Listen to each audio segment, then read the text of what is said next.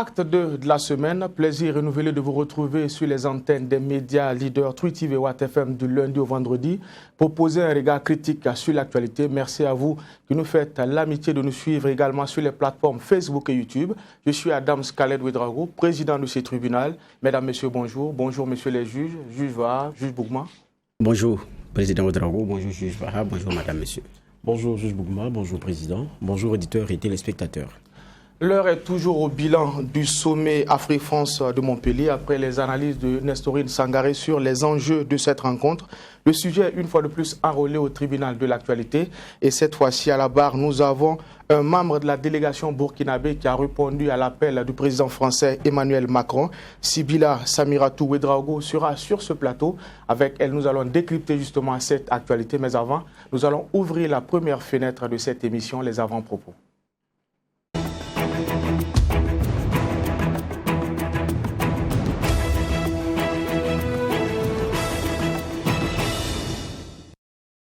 Et pour cette première partie, nous allons donner la parole au juge Bougma.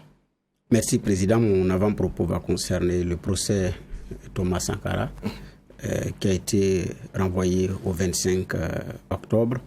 Bon, ce qui était effectivement prévisible, compte tenu du fait qu'il y a des avocats qui ont été commis d'office. Donc, pour un dossier de ce genre, c'était vraiment pas évident, vu les délais dans lesquels les avocats ont reçu le dossier et puis avancé. Parce que même les avocats qui suivaient effectivement ce dossier, il y avait des rencontres régulières, je pense que c'était chaque vendredi, pour faire le point de l'évolution du dossier pour qu'effectivement les choses puissent être faciles. Donc, ils avaient la possibilité effectivement chaque vendredi d'aller voir comment est-ce que les choses évoluent, est-ce qu'il y a de la nouveauté, tout et tout. Donc, pour des gens à qui on vient de leur remettre, c'est vraiment pas évident. Donc, c'était naturellement prévisible.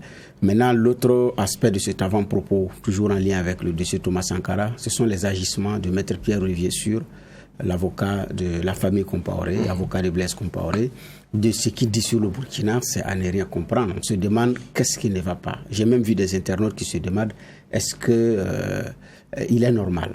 Il y a des questions de ce genre qui ont été posées par des internautes, mais effectivement avec juste raison. Parce que de ce qu'il dit sur le Burkina, je ne peux pas les répéter, mais c'est très grave.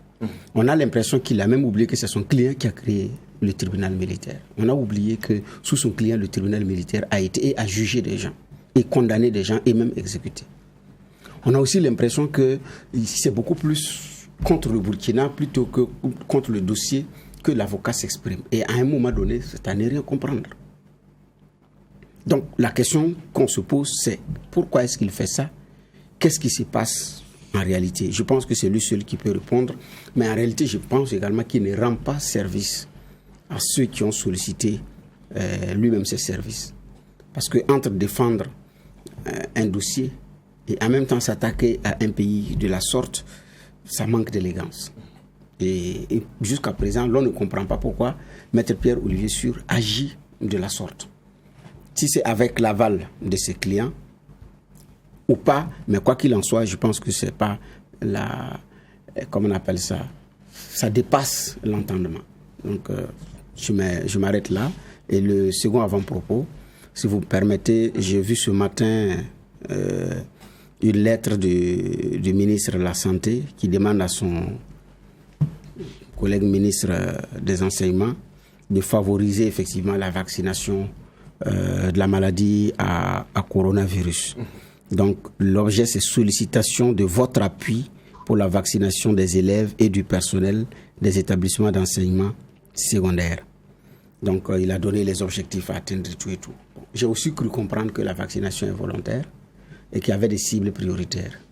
Est-ce que nous avons identifié et d'ailleurs fini avec les cibles prioritaires que sont les personnes âgées et puis et tout et tout. Donc, c'est la question fondamentale qu'on se pose. Alors, si le principe, c'est la liberté, demander l'appui de l'autre, c'est-à-dire, en ce moment, il y a un effet contrainte qui risque de prendre le pas dans cette affaire, parce qu'on dira que si vous n'êtes pas, par exemple, vacciné, vous ne rentrez plus. Si un parent refuse que son enfant se fasse vacciner, qu'est-ce qu'on fait? Ou bien si l'enfant décide librement de dire « je ne veux même pas me faire vacciner dans ces conditions », qu'est-ce qu'on fait? Est-ce qu'à un moment donné, on ne va pas passer de l'étape de la volonté à l'étape de la contrainte? Pour le moment, des pays ont pris des mesures. beaucoup plus de contraintes pour entrer. Il faut présenter un pass sanitaire. Mais c'est libre. Si vous voulez venir, vous faites. Si vous ne voulez pas venir aussi, vous ne faites pas. Là, au moins, vous connaissez les conditions pour l'accès à certaines. Et même dans plusieurs autres pays, la question de la liberté, même c'est des affaires qui sont pendantes devant des justices, parce que des gens ont esté en justice contre ce principe-là.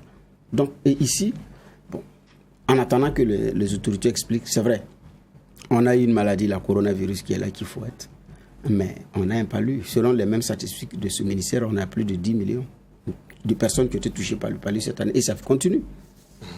C'est vrai que le vaccin sur le paludisme a pris ces derniers temps. Mais ça a pris combien d'années? Il y a combien de personnes qui meurent par jour de paludisme au Burkina? Et si on mettait autant de hargne, autant d'énergie là-dedans, plutôt que dans, comment on appelle ça, dans cette affaire-là? Donc, est-ce que... Et donc, c'est une question que nous, on attend que nos autorités nous donnent beaucoup plus de précision. Parce que, par rapport à cela, quand on demande l'appui de l'autre, ça veut dire ce que ça veut dire. C'est comme si la sensibilisation ne passe pas. On veut forcément atteindre des chiffres et il faut qu'on les atteigne par tous les moyens. Et là, effectivement, mais naturellement, les élèves sont une bonne cible pour, comment on appelle ça, pour avoir un grand nombre. Parce qu'un lycée, c'est des milliers d'élèves. Un collège, c'est des milliers d'élèves. Donc, effectivement, rapidement, le Burkina va grimper à 10 206 000, je crois, comme objectif donné. Et effectivement, c'est une bonne cible parce qu'on pourra mobiliser facilement. Mais la question qu'on se pose, c'est est-ce qu'on a besoin d'atteindre ces chiffres-là? Pourquoi? Pour nous ou bien pour satisfaire quelqu'un de l'autre côté? C'est la question principale qu'on se pose en attendant des précisions. Merci, Juge Bouma. Juge Va. Oui, merci, Président. Moi, je vais m'intéresser aussi au procès qui a débuté hier. Et quand on regarde, ce qui était attendu aussi, c'était la possibilité de pouvoir suivre cela par retransmission.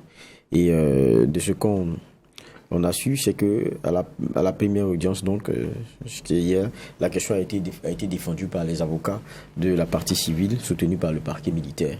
Et en définitive, on va dire que il n'y a pas une suite favorable. Parce que l'on a estimé que bon, ça ne devait pas pouvoir se faire.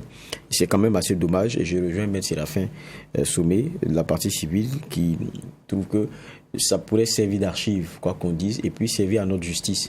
Et pour le fait que ça ait cristallisé l'attention pendant autant longtemps et autant de personnes, ça aurait été intéressant qu'on puisse avoir au-delà de ce qu'il y a entre les quatre murs là, que les autres Burkinabés puissent l'entendre et puissent se faire leur propre opinion. Ça allait être vraiment très important. Mais bon, c'est quelque chose qu'on manque et c'est quelque chose qu'on a raté.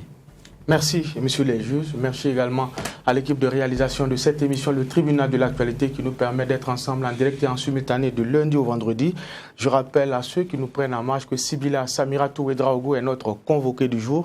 Elle fait partie justement de la délégation burkinabé à Montpellier pour prendre part au sommet France-Afrique. Bonjour et bienvenue. Bonjour monsieur, merci. Alors, je rappelle que vous êtes également militante du mouvement Sens. C'est exact. C'est d'ailleurs sous la bannière de ce mouvement-là que vous avez été candidate aux dernières législatives. Une candidature qui vous a révélé au Burkinabé. Vous avez été tête de liste, également la plus jeune candidate. C'est la première question de généralité. Qu'est-ce que justement vous gardez comme souvenir de cette expérience-là? Alors, merci beaucoup, monsieur. Effectivement, pour les élections législatives passées, j'ai été candidate tête de liste nationale au compte du mouvement Sens. Le moins que je puisse dire, c'est que c'était vraiment une expérience enrichissante et aussi que l'objectif visé a été atteint. Parce que l'objectif premier, ce n'était pas d'abord d'être à l'Assemblée nationale, mais de passer un message. Et je pense que ce message a été passé. Parce qu'après, beaucoup de jeunes m'ont approché, ont dit, Sibila, à cause de toi, on sait que c'est possible. On sait qu'on doit s'engager. Et c'était ça le premier message. Demander à la jeunesse de s'engager pour qu'ensemble on puisse bâtir le pays. D'accord. Monsieur les juges, question de généralité. Oui, question de généralité. Vous êtes effectivement engagé en politique. Vous avez été candidate à la députation. Ça n'a pas marché. Vous dites qu'il y a un enseignement à tirer déjà que c'est possible. Mais qu'est-ce qui n'a pas marché? Qu'est-ce qui a fait que ça n'a pas marché? Il faut dire aussi que le tout premier aspect, c'est que on a eu l'impression qu'on n'est pas encore préparé à désigner une fille de 23 ans pour nous représenter à l'Assemblée nationale. Bon, quand je dis on, c'est d'abord les électeurs. Et je ne m'exclus pas. Je m'exclus parce que c'est une première au Burkina Faso qu'on voit une jeune fille de 23 ans prétendre à un poste électif. Donc c'est cela d'abord. Et ensuite, il faut ajouter les méthodes du mouvement Sens. Parce que nous sommes venus avec une nouvelle manière de faire les choses. Nous, à notre campagne, nous n'avions pas l'argent, c'est vrai, mais nous ne sommes pas venus pour distribuer l'argent. On a fait la campagne autrement. Et il faut dire que les Burkinabés ne sont pas préparés aussi, pas d'abord préparés à cet aspect-là. Mais on pense qu'avec le temps, ça ira. Parce qu'on est vraiment là pour changer et on ne compte pas baisser les bras. D'accord. Juge Var. Quand on écoute la plupart des personnes qui ont tenté l'aventure pour des sièges ou des fauteuils, on nous ramène toujours la question de l'argent. Vous êtes convaincu que le prototype de l'électeur burkinabé, c'est celui qui est sensible seulement à l'argent, qui n'est pas participatif de ce qui est du changement possible pour le Burkina Faso, qui n'est pas engagé pour des causes autres que cela? C'est comme ça que vous percevez l'électeur burkinabé? Ah non, c'est pas comme ça que je le perçois, mais il faut dire que pendant longtemps, on a été défini par un système. Et que c'est vraiment compliqué de sortir de ce système-là du jour au lendemain. C'est-à-dire, quand on part aux élections, voilà, on présente des programmes politiques. Mais ce qu'il faut se poser la question qu'il faut se poser ici, est-ce que ceux qui sont capables de lire un programme politique et de le comprendre sont ceux qui votent? Parce qu'il ne faut pas oublier que l'électorat, c'est beaucoup plus nos confrères qui sont dans les zones reculées, dans les villages. Les intellectuels ne votent pas. Pourtant, ce sont ces intellectuels-là qui sont capables de lire un programme et de le comprendre. Du coup, ce sont ceux qui ne comprennent pas les programmes qui votent. Alors, qu'est-ce qui peut les déterminer, à part ce qu'ils gagnent?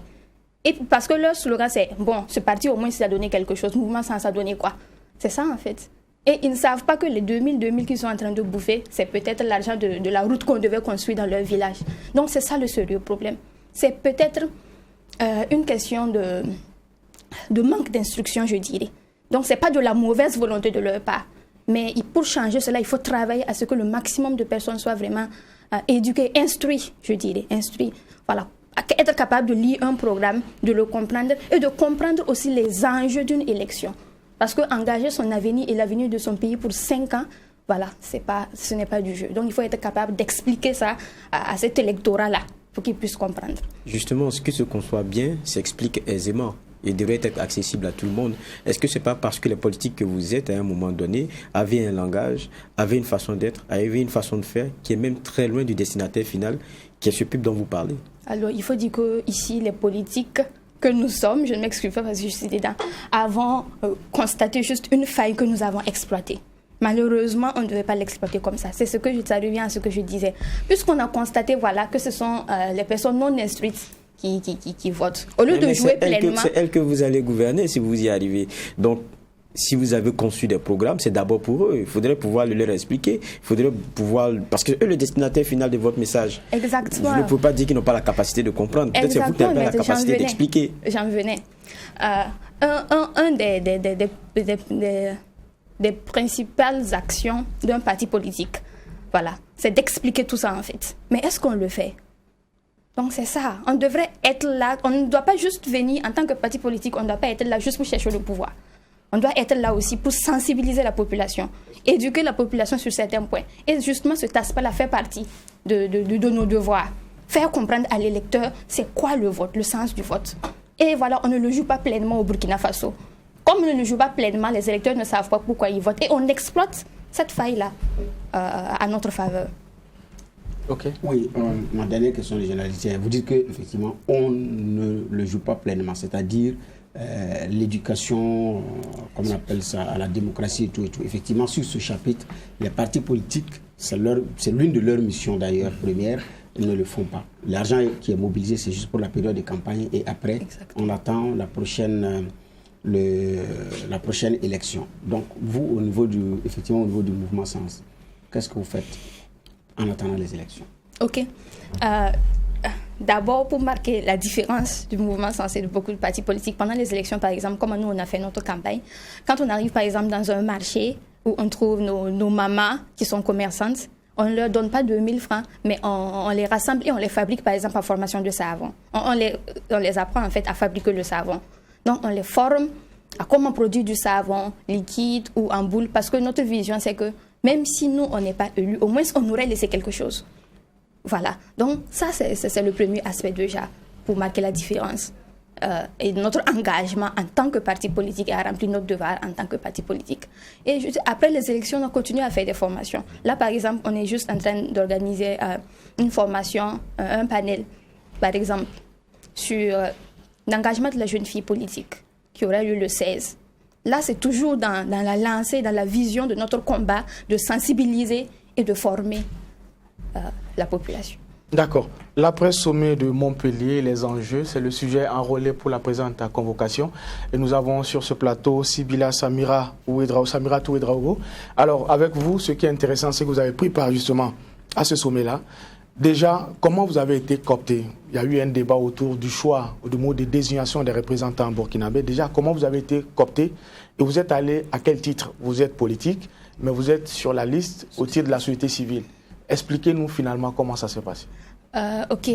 D'abord, avant de répondre à cette question, je pense que je vais préciser quelque chose.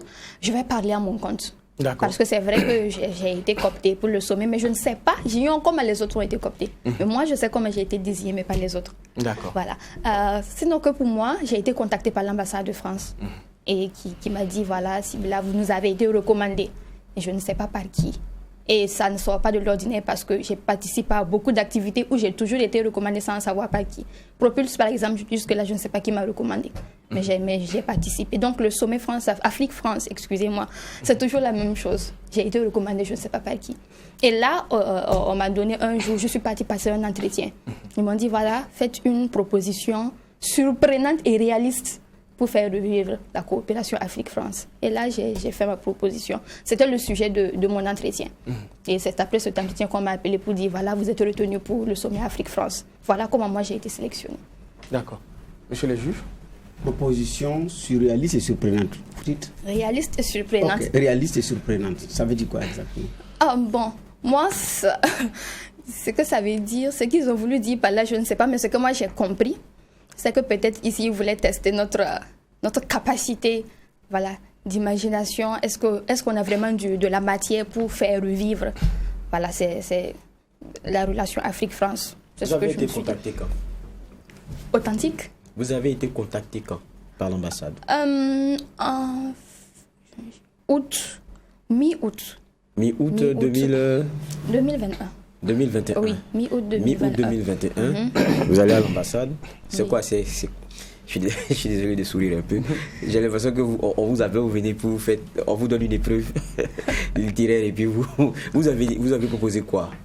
Ce que j'ai proposé, j'avais dit ici que, puisque moi je me suis engagée pour une cause. D'abord, pourquoi ils m'ont étiqueté, c'est justement parce que c'est ce que je me dis, tête de liste nationale du mouvement Sens. Parce qu'avant cette expérience, personne ne me connaissait. Et je suis sûre que c'est grâce à cette expérience qu'ils ont su qui est Ouedraogo Sibila Samira Tou. Donc moi, je me suis engagée pour un combat, la prise en compte des jeunes dans les instances politiques décisionnelles. Alors, naturellement, quand on m'a appelé, c'est ce sujet que moi j'ai abordé. J'ai dit non, moi je pense que dans cette histoire de coopération Afrique-France, il n'y a pas une instance qui inclut les jeunes. Pourtant, quand on observe un peu partout dans les pays d'Afrique, on se rend compte que de plus en plus, l'ancien format de coopération Afrique-France ne satisfait plus les jeunes.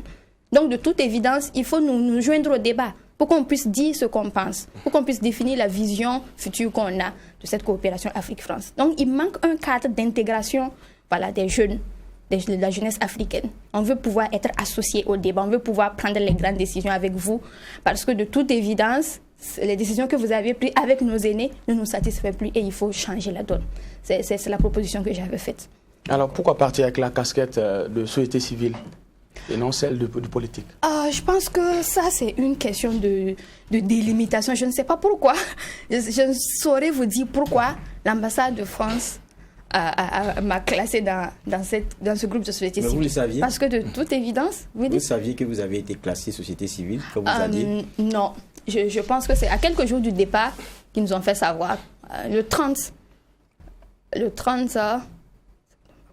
septembre, qu'on a eu notre rencontre, la première et la dernière d'ailleurs. Parce qu'après le 35 septembre, même, on ne savait pas qui d'autre partait, qui et qui non. Moi, je savais que j'étais retenue, mais je ne savais pas qui d'autre partait avec moi. Voilà. Donc, c'est le 30 septembre qu'on a eu toutes ces informations-là. Vous êtes repartis en 3 groupes, société civile, entrepreneurs, monde scientifique. Vous n'étiez pas surprise de... Vous dites, c'est votre positionnement sur une liste par rapport à un parti politique qui vous a fait remarquer, vous en êtes convaincu. C'est peut-être ce qui a peut-être fait balancer pour que vous soyez choisi. Exactement. Mais en même temps, vous découvrez que vous êtes société civile. Lorsque vous y allez, vous n'êtes pas surprise? Non, je n'étais pas du tout surprise parce que je savais que l'ambassade de France n'allait pas... ça, c'est ma conviction personnelle. N'allait pas n'allait pas choisir des gens sous le bannier de partis politiques pour aller représenter le Burkina Faso, parce qu'on ne parle pas politique. On parle pour parler de l'Afrique, c'est vrai. C'est vrai que ce sont des affaires politiques, mais là, si elle devrait choisir des représentants de partis politiques, ce serait vraiment compliqué. Nous sommes plus de 100 partis politiques au Burkina Faso. Je ne pense pas que l'ambassade se serait sortie si elle devait choisir des représentants de partis politiques. Le problème n'est pas le choix de l'ambassade. Le problème, c'est comment est-ce que l'ambassade vous qualifie. C'est de ça qu'il s'agit. Est-ce que vous vous y êtes reconnu? C'est de ça qu'il s'agit. Moi, on me demande de venir. Je me dis que bon, c'est par rapport à mon profil, je ne sais pas moi, d'économiste. J'arrive, on me classe parmi les géographes. Bon, ça me convient, je m'en vais. C'est de ça que je parle, en fait. Ok. Je suis partie en tant que jeune fille engagée. Jeune fille engagée, je pense que c'est cela. Mais je n'exclus pas le fait que c'est grâce à mon positionnement en tant que tête de liste nationale que j'ai été remarquée. C'est ce que je précise ici, en fait. D'accord. Vous le savez, le mot de désignation a soulevé une polémique. On a eu ici sur ce plateau, à cette place-là, le président du CNJ, le Conseil national de la jeunesse, qui estime n'avoir pas été justement impliqué et refuse de reconnaître les conclusions qui sortiront de ce sommet-là. Vous avez suivi de très près cette polémique. Comment vous l'avez vécu? D'abord, j'aimerais dire que c'est leur droit, c'est leur point de vue que je respecte. Mais je pense que en tant qu'instance représentative des jeunes au Burkina Faso, s'il y a un événement de cette ampleur-là qui ne contacte pas cette instance, il y a lieu de se poser les vraies questions. En fait, pour moi, la question que le Conseil national de la jeunesse devrait se poser ici, c'est pourquoi nous avons été contournés. Pourquoi ils ne sont pas venus vers nous? Moi, je me dis que c'est la question qu'il faut se poser. C'est ce qu'ils vont chercher à savoir. Ah, ok, c'est ce qu'ils vont chercher à savoir. Il a dit, nous avons cherché à savoir, on a interrogé nos autorités, le ministère de la Jeunesse, le ministère des Affaires étrangères, qui disent effectivement, et je parle des autorités, elles ont été informées qu'il y a un sommet Afrique-France ou France-Afrique avec des jeunes, mais n'ont pas été impliqués dans le choix. Donc ces autorités aussi doivent se demander pourquoi on n'a pas été impliqués. Et je pense que je ne prends pas partie dans ce débat qu'ils ont eu avec l'ambassade, mais je pense qu'après ça, l'ambassade leur a donné la réponse. Et qu'après cette réponse, ils ont dit qu'ils ne se reconnaîtront pas dans les conclusions de ce sommet. Donc pour moi, ce qu'ils voulaient en fait, ce n'est pas la réponse. C'est peut-être autre chose. Sinon, je pense que la réponse a été donnée. Bon, en tant que...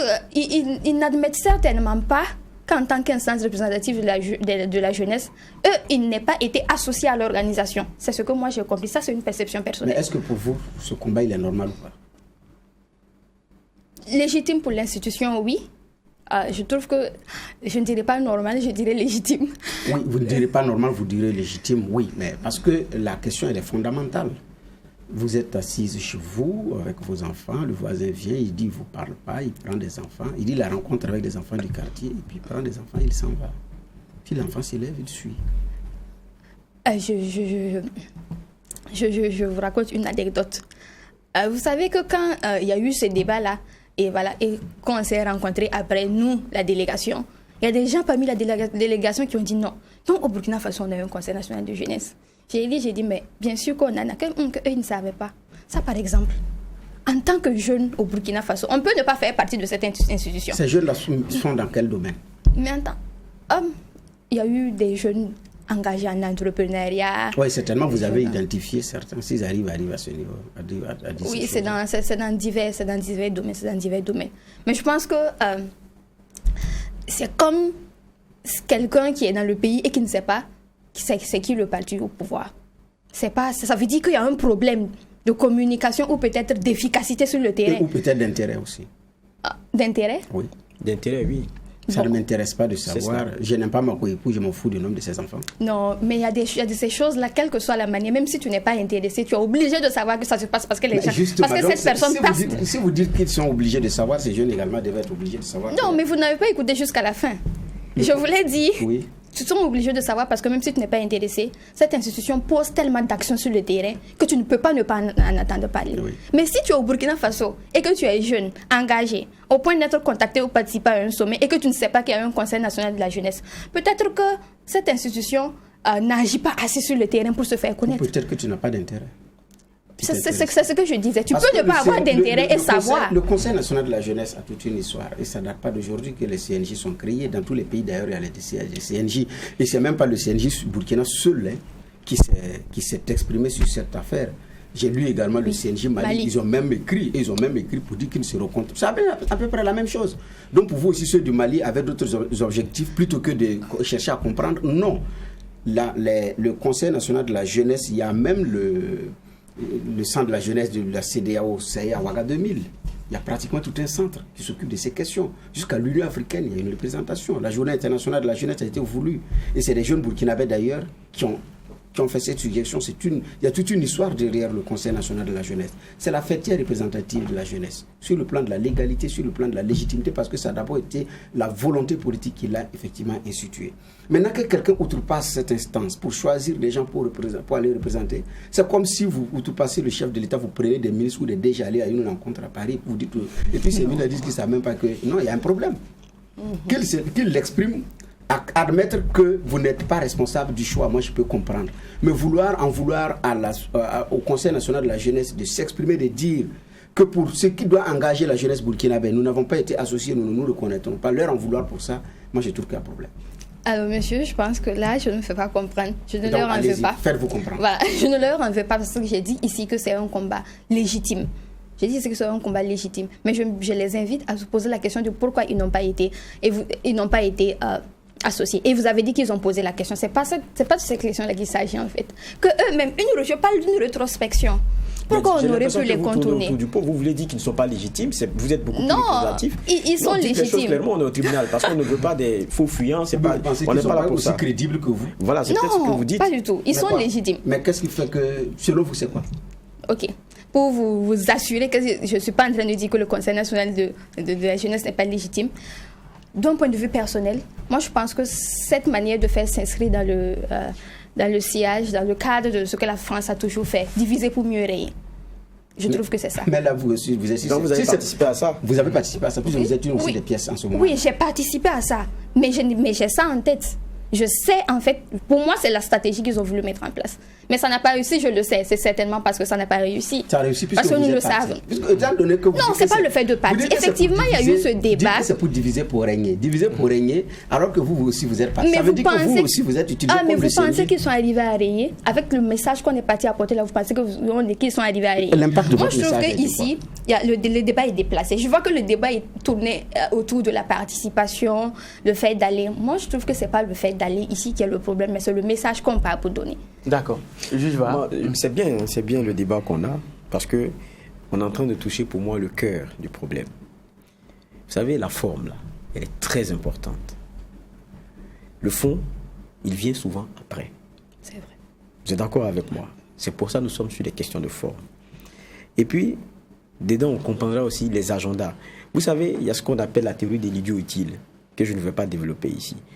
C'est-à-dire, il y a ce qu'on fait de bonne foi, qui ne fait pas de vous un méchant ou un bon, mais qui vous fait entrer dans un carcan et dans un calendrier qui a été prévu. Et quand vous jouez ce jeu, à la fin, vous êtes un faire-valoir, vous avez été utile d'une certaine façon. Je vais m'arrêter là, mais je vais commencer par rappeler peut-être le process en lui-même, dépeint par ceux qui ont inscrit et qui ont fait la chose. Vous savez, c'est Achille Mbembe qui était c'est un Camerounais, l'universitaire et intellectuel camerounais qui avait à charge d'organiser les choses un peu derrière et tout. Et selon ce qu'il dit, parce qu'il dit que lui et ses pairs, ils ont travaillé pendant quand même plusieurs semaines. Et quand on lit dans le détail, il parle de comment on appelle ça, voilà. Ils disent, donc ministre affaires de route élyséenne, l'universitaire camerounais a pris la tête du comité de réflexion composé de 12 personnalités du continent, organisé en mars et juillet, 65 dialogues, c'est ce qu'ils ont organisé, une dizaine en France avec la diaspora et les autres dans 12 pays africains, auxquels plus de 3600 personnes, souvent des jeunes, ont participé. Et puis avec cela, on a pu établir un document d'en gros 140 pages Et c'est tout ça, je parle du process, pour que vous puissiez discuter en France. C'est-à-dire qu'avec vous qui êtes partis, c'est comme s'il y a eu des discussions, on a parlé des débats, une douzaine de débats sur le continent. Vous êtes en train de me dire que on vous a appelé, on vous a donné comme un sujet, vous avez donné ce que vous pensez, on vous a rappelé quelques jours avant le départ, et puis on vous dit, vous êtes de ceux qui iront rencontrer Macron. Mais quand on les écoute, on a l'impression que c'est-à-dire que ce qu'on a vu au finish, c'est la logique de discussion, de fil continu de discussion avec un certain nombre de leaders, d'élites, jeunes, société civile et tout, pendant un long temps. Mais quand on vous écoute, on a l'impression que c'est différent. Qui ment dans cette affaire-là? Ou bien qui ne dit pas la vérité? Alors, vous avez parfaitement raison. Moi, je ne répondais pas à cette question en disant qu'il ne dit pas la vérité, mais une chose est certaine, ce que vous avez lu là-bas dans les conclusions de M. Bembe, nous également, nous l'avons lu, et on peut vous assurer que la délégation du Burkina Faso n'a pas été associée à ces 12 rencontres dont vous parlez là. Je me suis dit, j'ai lu ça et je me suis dit, c'était peut-être des rencontres de discussion pour l'organisation, mais pas avec les délégations de représentatifs. Ah non, ce que Mbembe devrait défendre, les pages qu'il a donc partagées, c'est le document final, c'est-à-dire que c'est ce qui vient des discussions que vous avez eues, les préoccupations qui étaient les vôtres, c'est de ça qu'il s'agit. Nous n'avons pas été associés à ce débat. Et donc, devant vous, on vous a dit que voilà les fruits des discussions que vous avez eues et tout et tout. Et puis bon... Non, moi, par exemple, pendant l'entretien, j'ai eu à dire quelque chose et j'ai été retenue sur la base de cette chose. Et j'ai voulu aller dire cette chose là-bas. Donc, c'est comme ça que ça s'est passé. Donc, dans tout le processus, on a l'impression que vous avez été un genre de faire valoir. Parce que on décrit un processus auquel vous êtes même étranger. Non. Étranger, c'est trop dit, monsieur. Mais vous dites que vous ne reconnaissez même pas le processus dont ils parlent. Alors que c'est comme ça qu'ils disent avoir fait préparé leur sommet et tout. La délégation burkinabé n'a pas été associée à ces débats. D'accord. Alors, une fois le casting fait, c'est vrai, vous l'avez dit, il y a eu une rencontre après pour permettre aux membres de la délégation de faire connaissance. Comment la participation du Burkina a été préparée? Est-ce qu'à votre niveau, il y a eu une séance préparatoire pour la prise de parole au nord du Burkina? Comment tout cela s'est fait? Parce qu'effectivement, il y a eu des prises de parole au nord du Burkina. Comment ça s'est préparé à votre niveau? Alors, c'est vrai qu'il y a eu des prises de parole. À mon niveau, l'ambassade m'a envoyé un mail me disant d'envoyer la substance de mon intervention. Voilà, pour qu'ils puissent m'accompagner si c'était nécessaire. Et moi, je ne l'ai pas fait. Jusqu'au jour où je ne l'ai pas fait. Et je pensais même qu'on allait me retirer la parole parce que je ne l'avais pas fait. Je doutais en fait qu'on me laisse parler si j'avais envoyé la substance. Parce que moi, dans ma tête, c'est toujours dans la lancée de la France-Afrique. Ce format de sommet Afrique-France. C'est vrai que le président Emmanuel Macron dit c'est pour changer les choses. Mais moi, je me dis que s'il y a quelque chose qui fait, et puis la France-Afrique tient jusque-là, c'est aussi sa capacité à s'adapter. De plus en plus en Afrique, on voit que dans les pays d'Afrique, les jeunes ne font que dénoncer de plus en plus. On demande à la France de dégager. Ils savent alors que désormais, s'ils veulent continuer à rayer comme il le faut en Afrique, il faut prendre en compte la jeunesse. Donc pour moi, c'est dans cette lancée que nous on a été convoqués à Montpellier. Voilà pourquoi je n'ai pas envoyé mon message. Donc pour le message de préparation, moi je l'ai fait avec les gens de mon mouvement, le mouvement Sens. Nous avons essayé de le faire ensemble. Mais l'ambassade avait demandé à ce qu'on envoie nos interventions, la substance de déformation pour qu'ils nous aident. Moi je ne l'ai pas fait. Alors peut-être que d'autres membres de la délégation l'ont fait, mais moi personnellement je ne l'ai pas fait. Mais comment est-ce que la délégation choisit son porte-parole là, il y a un porte-parole, comment ça va se faire? C'est ça aussi. C'est tout ça qui fait que je parle de politique de diviser pour mieux régner. Notre porte-parole a été choisi par M. Achille Bembe. Ce n'est pas la délégation burkinabé qui a choisi le porte-parole. Voilà. Donc c'est celui qui a été assermenté par la France pour organiser la rencontre. Qui va représenter le Burkina à la prise de parole. Exactement. Donc, peut-être les séances dont il est question ici, c'est avec peut-être certains membres de la délégation burkinabé et non toute la délégation. En tout cas, en tant que délégation burkinabé, on n'a pas été convoqué pour être associé à ces travaux-là. D'accord. Voilà. Ni fait signer votre porte-parole. Mais ça ne vous a pas dérangé aussi que la personne parle en votre nom? Il faut dire que La stratégie qu'ils ont utilisée, c'est quoi? C'est de laisser qu'on se noie jusqu'au cou avant de nous balancer certaines informations en face. C'est-à-dire, c'est plus précise. Quand par exemple, je prends un exemple simple. Quand par exemple, on nous a appelé pour dire, voilà, vous êtes retenu pour le sommet Afrique-France, le déplacement, l'hébergement sera pris en compte. C'est le 30, la rencontre du 30, qu'ils nous disent, bon, vous savez, on ne prend en charge que le petit déjeuner et le dîner. Le déjeuner sera à votre charge. Et le lendemain, ils reviennent nous dire, contrairement à ce qu'on a annoncé, nous ne prenons en charge que le petit déjeuner.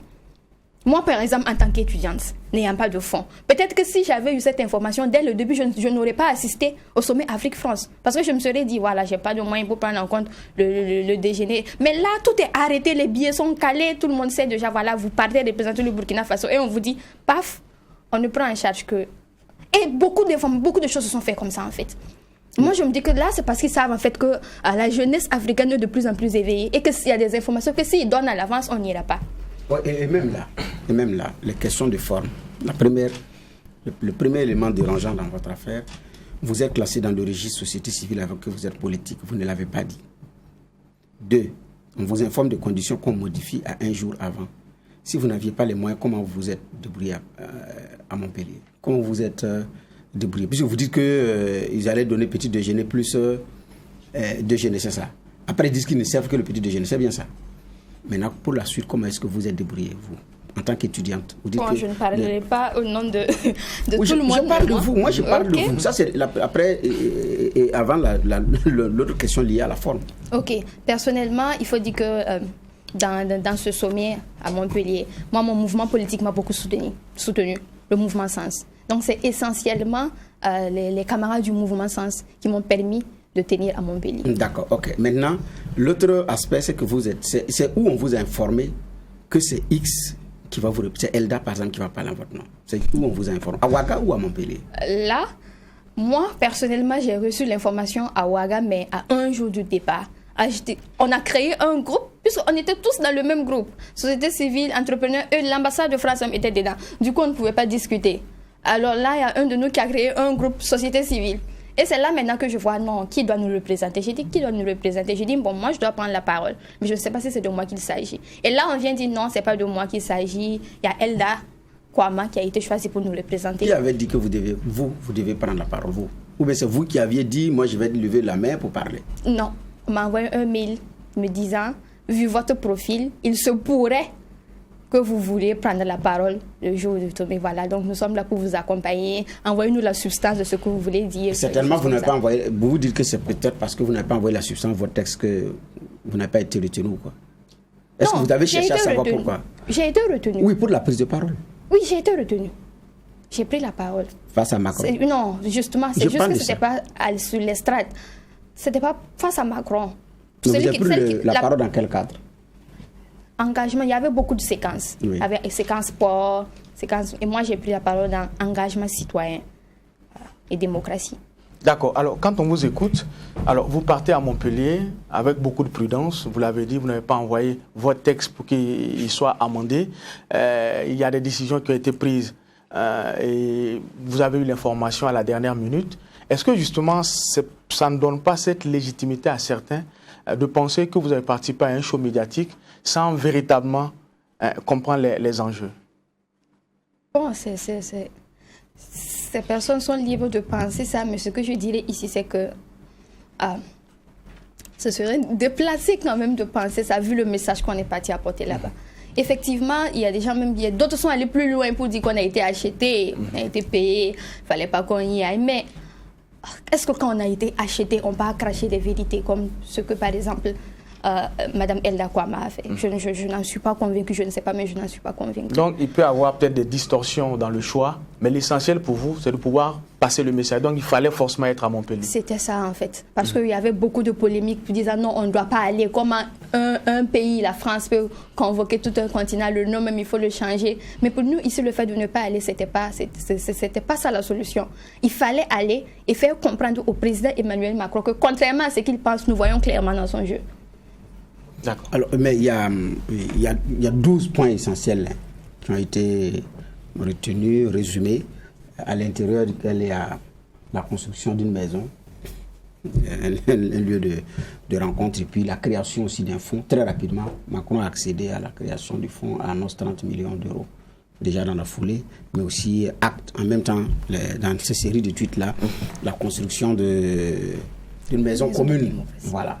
Alors, maintenant, par rapport à cette cagnotte, ce n'est pas la seule cagnotte, parce que le 8, vous étiez là-bas, le 9, l'AFD a donné des écoles au Burkina, on parle de 142 classes, c'est près de 2 milliards de francs CFA.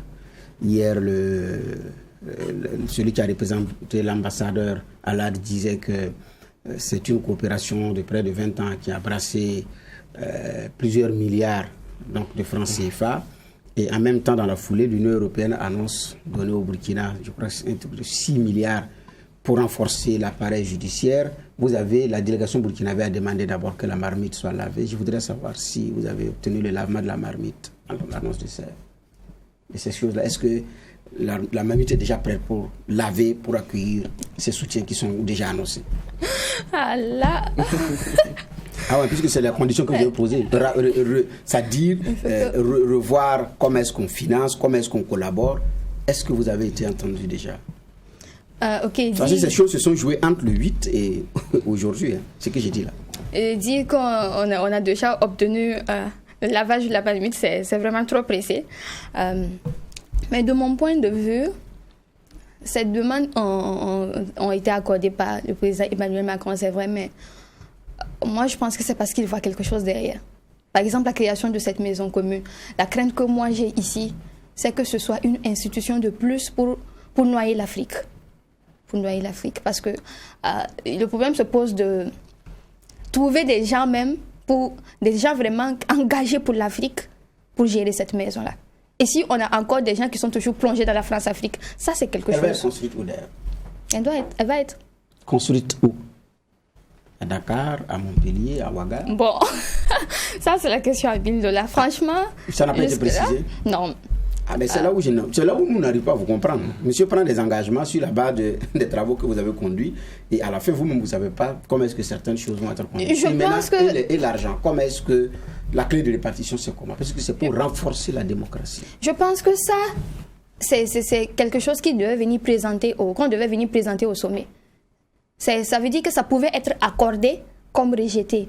Ce n'est pas comme si c'est déjà figé, finalisé et qu'on est venu pour présenter au sommet. Non.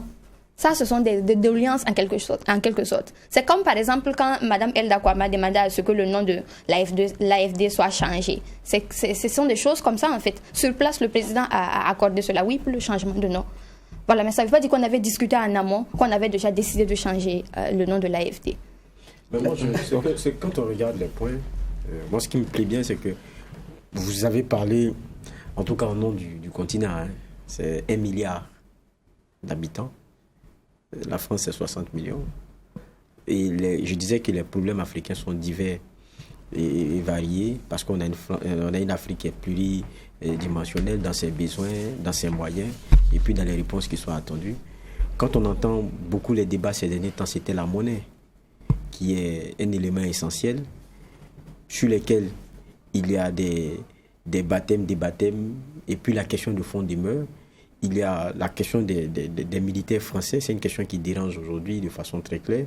Ça, par exemple, quand on regarde ces points-là, c'est des questions pour lesquelles il y a eu des mouvements, il y a eu des mobilisations fortes. Mais quand on regarde, on a l'impression que ça n'a pas été votre préoccupation. Quand on regarde les points qui ressortent, je parle des 12 points, hein. Moi je ne vois rien qui concerne ces choses-là. Alors que pour moi, c'est l'émanation de vos échanges. Est-ce à dire qu'au fil des échanges, c'est des choses qu'on a mis de côté. On a mis de côté. Qu'est-ce qui s'est passé? Ok. Personnellement, j'ai eu la même réaction que vous quand j'ai vu ces 12 points parce que je me suis dit qu'il y a mieux à faire. Et je ne sais pas si vous avez vu mon intervention, je l'ai souligné là-bas. J'ai dit, voilà, on a été invité à Montpellier, c'est bien. Ça veut dire peut-être déjà qu'on pense à la jeunesse, à associer la jeunesse. Mais les questions essentielles ici ne sont pas évoquées. Parce que pour moi, j'ai dit, pour qu'il y ait coopération, il faut d'abord des préalables. Et dans ces préalables, c'est que l'Afrique soit aussi au niveau de la France. Déjà là, on a des questions de monnaie, des questions d'intervention militaire. Donc il faut, pour qu'il y ait coopération, il faut que tout cela soit réglé d'abord. Son Excellence Emmanuel Macron. Donc, il faut d'abord penser à régler tout cela avant maintenant de parler de coopération. Donc, je pense que j'ai souligné, je ne sais pas si vous avez vu mon intervention, mais ça a été l'essence même de mon intervention. C'est ce que je disais même en début, à un moment donné. J'ai dit, vous dites peut-être que vous avez vu clair dans son jeu, mais vous faisiez partie du jeu. Oui, faire partie du jeu pour jouer. Est-ce que si on ne fait pas partie du jeu, on peut jouer? Je me demande comment on pourrait jouer si on ne fait pas partie du jeu. Donc, pour moi, pour jouer, il fallait faire partie du jeu. Peut-être que quand je reprends ma phrase, vous allez comprendre. Vous avez vu clair dans son jeu. Mais un jeu dans lequel vous faisiez partie. C'est ça, oui. Peut-être c'est le reproche que certains vous font aujourd'hui. Il y a une France-Afrique qu'il faut interroger, que chaque président, à un moment donné, l'a mal perçu. Même le président français, quand ils viennent, ils disent, bon, moi, j'en veux plus. On l'a vu depuis Sarkozy et tout. Parce qu'ils savent que derrière, il y a quelque chose, je ne dirais pas quelque chose de malsain, mais il y a un calendrier derrière que tout le monde voit et qui dérange. J'en veux plus. Après, on dit non, je vais le faire, mais avec une rupture. C'est Sarkozy qui a évité en premier les syndicats et les chefs d'entreprise en 2010, qui a ouvert. C'est-à-dire, après malgré qu'il avait les chefs d'État, il a ouvert. Sarkozy l'avait fait. Avant lui aussi, il y avait d'autres qui avaient tenté la rupture, la façon de repenser. Macron est venu avec sa façon de repenser, mais cette fois-ci, en manquant de respect à nos chefs d'État. Même si nous, nos chefs d'État, on trouve aussi que quand ils allaient rencontrer la France, c'était pas forcément pour nous, c'était un genre de... Voilà, ils partaient fanfaronner entre eux, c'était entre eux ça.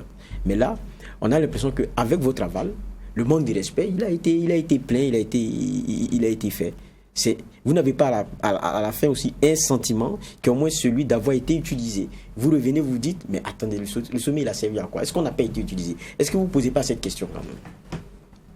Bon, j'avoue qu'avant cette intervention que je viens d'écouter là, je ne me suis jamais posé cette question parce que, comme je vous ai dit, pour moi, je voyais clair dans son jeu et le message que je partais pour apporter, il était clair. Quand vous parlez de manque de respect à nos chefs d'État, vous avez certainement raison parce que les institutions ont été contournées, mais je puis vous dire que la majorité des membres qui ont constitué la délégation burkinabé, c'est avec justement les polémiques sur comment les choix ont été faits, telle institution n'a pas été associée. C'est avec ces polémiques-là que nous, on a su que les institutions étatiques n'étaient pas associées. Et jusqu'à la dernière minute, on était même étonnés, surpris que le ministère des Affaires étrangères n'ait pas dit, voilà, vous, délégation burkinabé, voilà, que nous donne au moins des recommandations. Mais après, on a compris. Vous êtes allé en votre nom propre. C'est ce qui a été dit, justement. Voilà, c'est ce qui a été dit. Donc, je trouve que ça revient encore à ce que je disais, la politique de diviser pour mieux régner. C'est à la dernière minute qu'on a été informé. Et c'est justement avec vos plaintes sur les réseaux sociaux qu'on a su que, donc l'État burkinabé n'est pas là. Et là même, on s'est posé une question. Pourquoi l'État burkinabé permet une telle chose?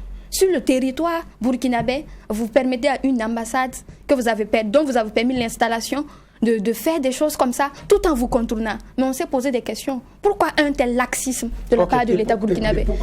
Pourquoi également vous partez? Puisque vous êtes indigné, quand vous entendez parler, vous êtes indigné par ce comportement. Mais finalement, vous êtes parti. Vous avez parfaitement raison, mais c'est comme ce que je l'avais dit, monsieur. Parce que on nous a noyés jusqu'au cou. C'est pas pour dénier notre responsabilité. Nous avons appliqué un on décide de ne plus partir. Cette information, par exemple, moi, je ne l'avais pas. À la fin, il y a des gens de la délégation qui ont décidé de ne pas partir. Cette information, moi, je ne l'avais pas. Parce qu'au début, on nous disait, vous êtes 39. Après, on nous venait dire, vous êtes 41. Après, non, vous êtes 42. Donc, contrairement à ce que vous dites, moi, je pensais plutôt qu'il y a des gens qui se sont ajoutés. Je ne savais pas que... On a entendu parler. Vous savez pas qu'il y a eu refusé de partir. Est-ce que vous n'avez même pas été surpris de voir Macron là-bas? Puisque Macron a dit c'est sans président. Non, on n'a pas été surpris. Ça, on n'a pas été surpris. Que ça ne va pas être avec les chefs de l'État. Donc, pour nous, c'est la jeunesse africaine et la jeunesse française qui iront les deux jeunesses qui iront se parler, mais...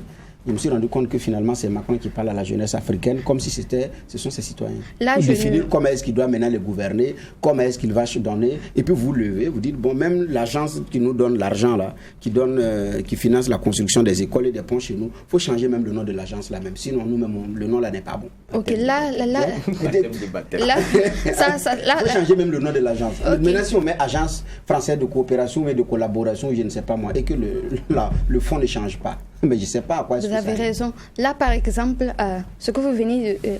excusez-moi, ce que vous venez de dire ici, par exemple...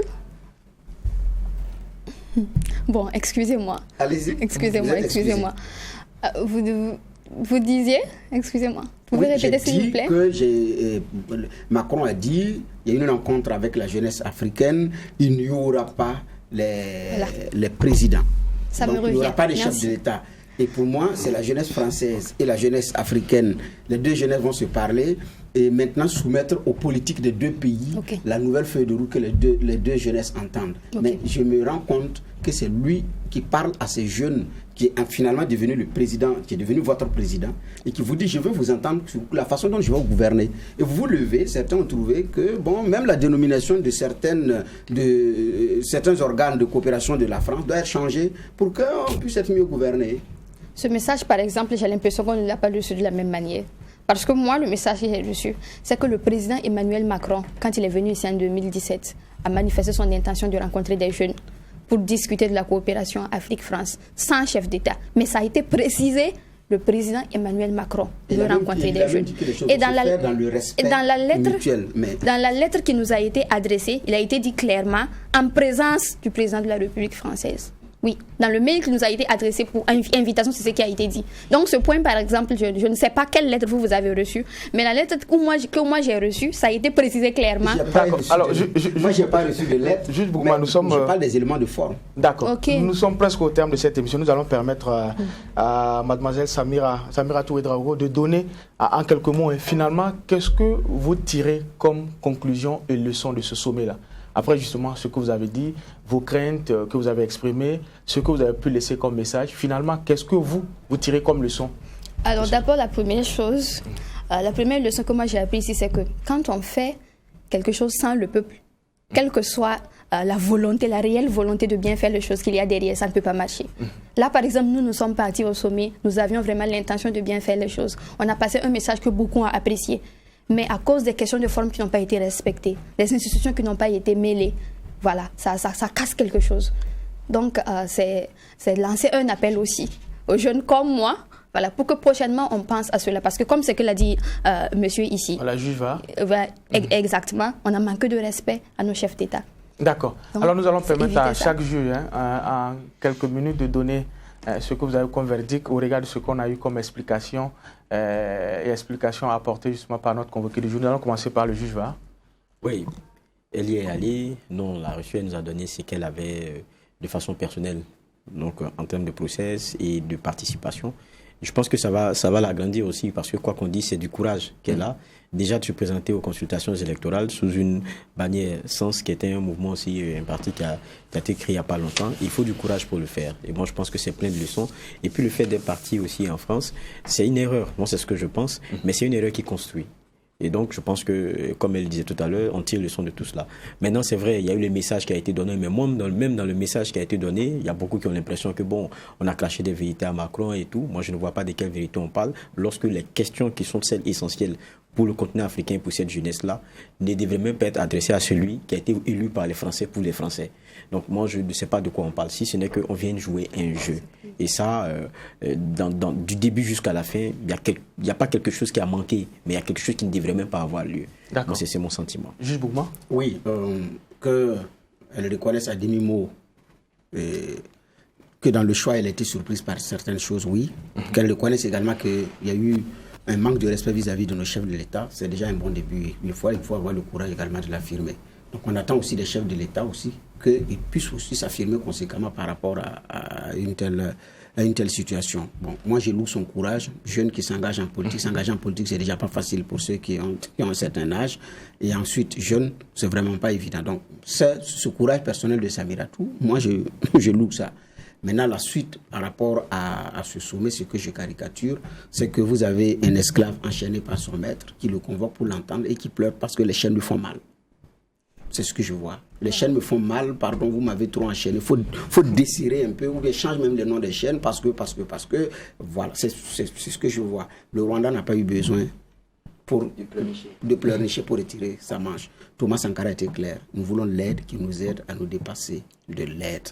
Mais est-ce qu'on a pu effectivement le voir? Parce que beaucoup ont été pris dans l'euphorie de la participation, à telle enseigne que les voix contraires, vous êtes différents des autres. Hein, parce qu'il y en a qui ont dit, ceux qui donnent un autre son de cloche contraire sont jaloux, envieux Et le CNJ, c'est parce que le CNJ n'a pas été sélectionné, alors que dans le même Mali, à côté aussi, c'est le même langage.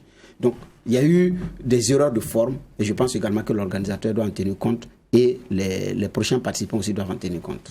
Sibila Samiratou Ouedraogo a été notre convoqué du jour, on l'a rappelé. Vous avez fait partie de la délégation burkinabé au sommet France-Afrique à Montpellier. Vous êtes venu donner votre part de lecture. Sinon, les enjeux et les conclusions à tirer de ce sommet-là, c'est courageux. Les juges l'ont dit, c'est tout à votre honneur. Merci d'être passé au tribunal de l'actualité. Merci aussi, messieurs les juges, pour ces clés de lecture. Nous sommes au terme de cette émission. On met un point final et on prend également rendez-vous demain pour la même mission. Poser un regard critique sur l'actualité en attendant. Restez fidèles au programme des médias leaders, Truth TV et Watt FM.